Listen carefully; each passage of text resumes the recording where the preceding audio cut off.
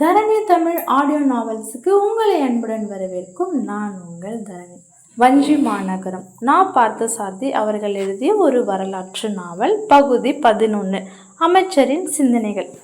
இரவோடு இரவாக கடலுக்குள் சென்ற குமரன் நம்பியுடன் உடன் துணை சென்றவர்களும் திரும்பவில்லை என்பதோடு கொள்ளைக்காரர்களின் மரக்கலங்கள் கொடுங்கலூரை நெருங்கிவிட்டன என்பதும் அமைச்சர் அழும்பில்வேலின் கவனத்துக்கு கொண்டு வரப்பட்டன. உடனே அவர் அதிக பரபரப்படைந்து விடவில்லை என்றாலும் வேளாவிக்கோ மாளிகையில் ஒரு மந்திர ஆலோசனை நிகழ்த்தினார்.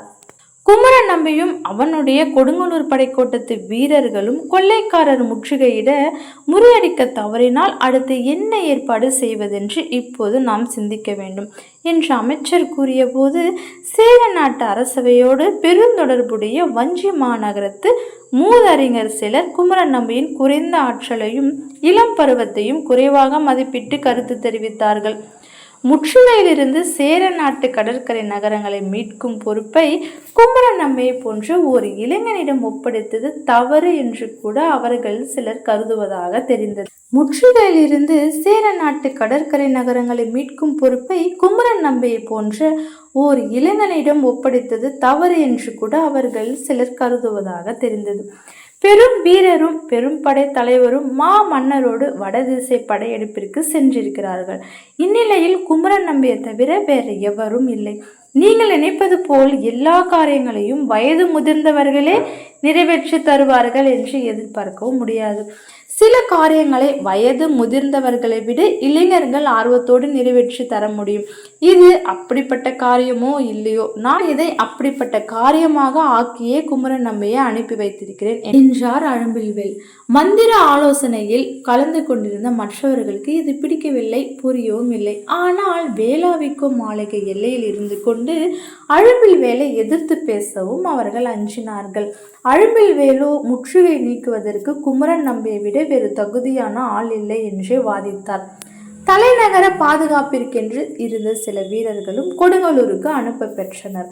வேளாவிக்கோ மாளிகை என்ற அரசு தந்திர கட்டிடம் இதற்கு முன் இவ்வளவு பரபரப்பை அடைந்ததே கிடையாது. அந்த மாளிகையின் தூண்கள் கட்டிடத்தை மட்டும் தாங்கி நிற்பதில்லை, மாபெரும் அரசு தந்திர நிகழ்ச்சிகளையும் அதிராமல் தாங்கி நின்றிருக்கிறது. சேர நாட்டின் பெரிய பெரிய அரசியல் முடிவுகள் எல்லாம் அந்த அரசு தந்திர மாளிகையில் தான் தீர்மானிக்கப்பட்டிருக்கின்றன. அழும்பில்வேல் வஞ்சி மாநகரத்தின் முதியவர்களோடும் மந்திர ஆலோசனை முடித்து அவர்களையெல்லாம் விடை கொடுத்து அனுப்பிவிட்டாலும் தமக்குள் தவிர்க்க முடியாத சிந்தனையில் ஆழ்ந்தார். இந்த பொறுப்பை கொடுங்கலூர் படைக்கோட்டத்து தலைவனான குமரன் நம்பி எந்த அளவு நிறைவேற்றியிருக்கிறான் அல்லது நிறைவேற்றவில்லை என்பதை அவரால் இன்னும் கணித்தறிய முடியாமல் இருந்தது. சொந்தமாகவே பரபரப்பு காண்பிக்க ஏற்ற காரணம் தெளிவாகவே கூறப்பட்டிருந்தும் அதை அவன் விரைந்து நிறைவேற்றினானா இல்லையா என்பது தெரியவில்லை. மகோதக்கரையில் கொடுங்கலூரிலிருந்தும் முசிறியிலிருந்தும் ஒவ்வொரு வினாடியும் செய்திகளை எதிர்பார்த்த வண்ணம் விழித்திருந்தார் அழும்பில்வேல். வலியனும் பூழியனும் அவருக்கு துருதுணையாக உடன் இருந்தார் என்றாலாவது சிறிது ஆறுதலாயிருக்கும். அவர்களையும் குமரனோடு கொடுங்கலூர் அனுப்பியாயிற்று. கொடுங்கலூரிலிருந்து அவர்கள் கடைசியாக அமைச்சர் பெருமானுக்கு அனுப்பிய செய்தி குமரன் முதலில் ஒரு முறை நிலைமை அறிவதற்காக கடலுக்குள் சென்று வந்தது தவிர மீண்டும் சில வீரர்களோடு கடம்பர் மரக்கலங்கள் உள்ள கடற்பகுதிக்கு போயிருக்கிறான். போன இடத்தில் அவனுக்கும் அவனுடன் சென்றவர்களுக்கும் என்ன நேர்ந்ததென்று இதுவரை தெரியவில்லை. ஆனால் ஒரு மாறுதல் மட்டுமே மகோதைக்கரை மக்கள் யாவரும் வெளிப்படையாக காணும்படி நேர்ந்திருக்கிறது. முன்பு கடலில் வெகு தொலைவில் ஒரு தீவின் அருகே நின்றிருந்த கடம்பர் மரக்கலங்கள் இப்போது கொடுங்கலூருக்கும் முசிறிக்கும் மிக மிக அருகே நெருங்கியிருக்கின்றன. இந்த செய்தியை தம்முடைய அந்தரங்க ஊழியர்களாகிய வலியனும் பூழியனும் அனுப்பியிருந்ததனால் ஒரு வார்த்தையும் மிகையாகவோ குறைவாகவோ இருக்கும் என்றும் தோன்றவில்லை. குமரன் தன்னுடன் சென்றவர்களோடு கடம்பர்களிடம் பிடிப்பட்டிருப்பானோ என்ற சந்தேகமும் அவர் மனதில் இருந்தது.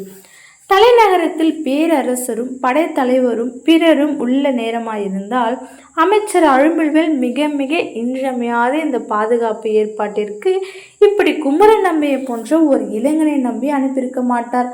ஆனால் யாருமே தலைநகரில் இல்லாத நிலையை எண்ணி இருப்பவர்களை கொண்டு எல்லாவற்றையும் நிறைவேற்ற வேண்டியிருந்தது. எனவேதான் குமரன் நம்பி அந்த பாதுகாப்பில் அவனுடைய சொந்த காதலியே முதலில் பாதிக்கப்பட்டிருப்பதையும் அவன் கவனத்துக்கு கொண்டு வந்து அதன் பின் அவனிடம் அந்த பொறுப்பை ஒப்படைத்து அனுப்பியிருந்தார் அமைச்சர். பொது காரியமாக உள்ள ஒன்றை ஆற்ற வேண்டியவனிடம் அதை அவனுடைய சொந்த காரியமாகவும் மாற்றி ஒப்படைக்கும் போது அதற்கு இரட்டை பொறுப்பு வந்துவிடுகிறது.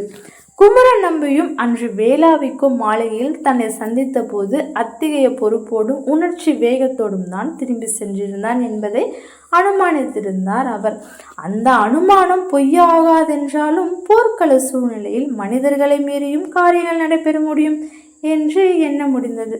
குமரனை பற்றிய எந்த செய்தியும் தெரியவில்லை என்று தெரிய வந்ததும் கொள்ளை மரக்கலங்களை வளைத்து பிடித்து தாக்க வேண்டும் என்பதையும் துரத்த வேண்டும் என்பதையும் விட அந்த மரக்கலங்களில் ஏதாவது ஒன்றில் கொடுங்கோளூர் ரத்தின வணிகர் மகள் அமுதவல்லி சிறைப்பட்டிருப்பதாக கருதி அவளை முதலில் மீட்பதே தன் கடமை என்ற எண்ணத்தில் செயல்பட்டு அதன் காரணமாகவே குமரன் அகப்பட்டு கொண்டிருப்பானோ என்றும் உய்த்துணர முடிந்தது அமைச்சரால்.